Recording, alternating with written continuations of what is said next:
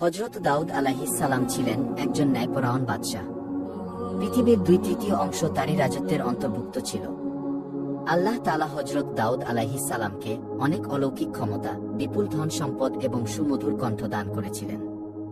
একবার হযরত দাউদ আলাইহিস সালাম সমুদ্রের তীরে বসে আল্লাহর ইবাদতে মগ্ন ছিলেন।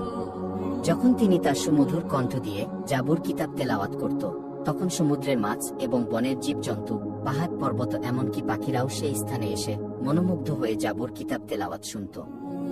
হযরত দাউদ আলাইহিস সালামের সুমধুর কণ্ঠের তেলাওয়াতের আওয়াজ 40 মাইল পর্যন্ত পৌঁছাত। সেই যুগে সমুদ্র তীরবর্তী স্থানে একদল বনি ইসরায়েলের লোক বসবাস করত। তাদের পেশা ছিল মাছ ধরা। তারা সমুদ্র থেকে প্রতিদিন মাছ ধরে জীবিকা নির্বাহ করত। একদিন হযরত দাউদ আলাইহিস সালাম তার ইবাদতখানায় বসেছিলেন। তখন আল্লাহ রব্বুল আলামিন এক গায়েবী আওয়াজের মাধ্যমে তাকে জানিয়ে দিলেন, হে দাউদ, তুমি তোমার উম্মতকে বলে দিও, তারা যেন শনিবার দিন ব্যবসা বাণিজ্য বন্ধ করে আল্লাহর ইবাদত করে এবং মাছ ধরা থেকে বিরত থাকে।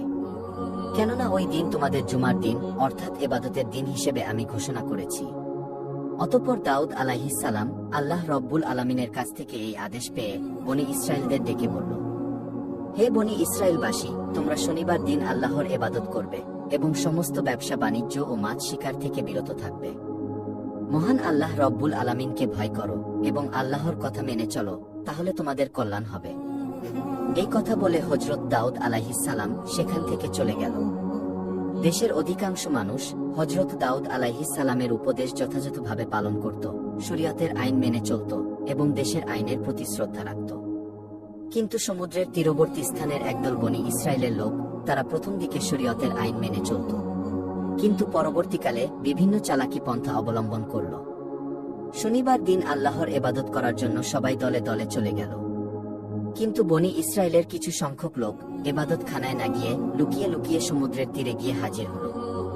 তারা দেখল শনিবার দিন সমুদ্রের তীরে প্রচুর পরিমাণে মাছ এসে আপনা আপনি ডাঙায় উঠে পড়েছে।